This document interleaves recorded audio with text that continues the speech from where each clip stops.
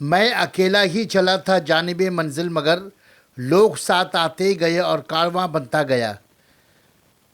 हरनबाड़ी लैन में कोलकाता कारपोरेशन चुनाव में वार्ड नंबर 43 की आज़ाद उम्मीदवार आयशा कनीज के हिमायत में इंतखाबी जलसा। नौजवानों का सैलाब उमड़ पड़ा। इंतखाबी जलसे में इलाकाई बिल्ली व समाजी शख्सियतों ने इरफान अली ताज की अहलिया की हिमायत में वोट देने की अपील की। इरफान अली ताज को अपनी जीत पर 100% यकीन।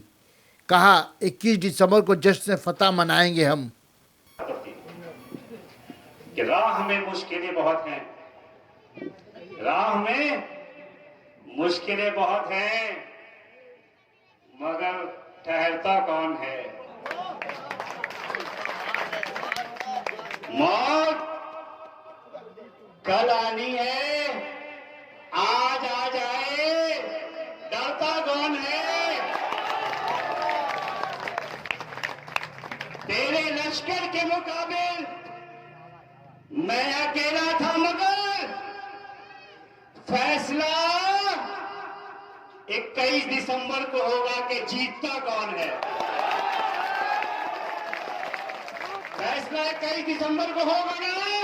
इनके मन से आप सबसे वादा कर रहा हूं कि जब तक अल्लाह ताला ने मुझे साथ दी है इस दुनिया में, जब तक मैं इस दुनिया में हूं, अपनी जिम्मेदारी से कभी पीछे नहीं हटूंगा इंशाअल्लाह।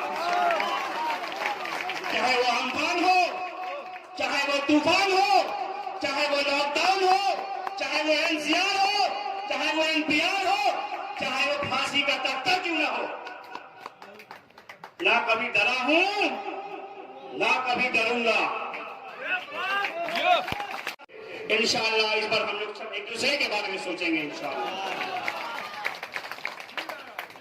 आप सब जानते हैं कि इस मोड़ पर एक जमीन आज से 17 साल पहले कलकत्ता खिलाफत कमेटी को दी गई थी,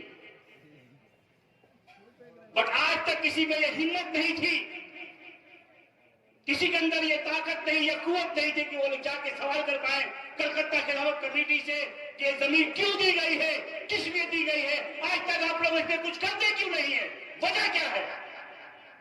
ये जमीन दी गई है, अगर उस मकसद को पूरा नहीं करेंगे तो हम लोग आपके खिलाफ एहतजाज करेंगे, धरने में बैठेंगे, क्योंकि ये हमारा हकूक है। ये जमीन हमारे वहां के लोगों के लिए दिया गया है, हमारे समाज के लोगों के लिए दिया गया है, उन लोगों के लिए दिया गया है जिनके पास घर में पढ़ने के लिए जगह नहीं है, जिनकी बहन बेटी की शादी करने के लिए जगह नहीं है।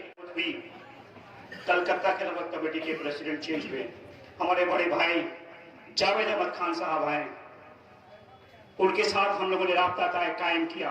आज अल्हम्दुलिल्लाह इस जगह का म्यूटेशन हो गया है, इस जगह की मेजरमेंट हम लोगों ने करवा दी है और इंशाअल्लाह अगले साल तक काम भी स्टार्ट हो जाएगा। इंशाअल्लाह अगले साल काम स्टार्ट करके अगले साल ही आपके हवाले करूंगा, कोशिश करूंगा। और ये मैं बात बहुत जिम्मेदारी के साथ कह रहा हूं और मैं अपने खिलाफत कमेटी के प्रेसिडेंट जनाब जावेद अहमद खान से इजाजत लेके कह रहा हूं। खाली ये नहीं, इसके अलावा और भी जो जरूरतें हैं, खास तौर पर तालीम के मामले में कोई बोलने वाला नहीं है, कोई पूछने वाला नहीं है कि ये बच्चा क्लास 7 में 8 पास करके 9 पास करके क्यों टाइम नहीं पढ़ा, क्यों नहीं पढ़ा। इसलिए नहीं पढ़ा या नहीं पढ़वाया गया कि आज 500 रुपया देंगे, कल अपने रैली में ले जाएंगे। ये सोच को बदलना होगा हम लोगों को, अपने बच्चों को पढ़ाना होगा। अगर पढ़ाएंगे नहीं तो आगे बढ़ेंगे कैसे। पढ़ाई के मामले में हम लोग को ध्यान देना होगा। क्या आप चाहते हैं आपके बच्चे पढ़ाई लिखाई करें? क्या आप लोग चाहते हैं आपका समाज एक अच्छा समाज हो?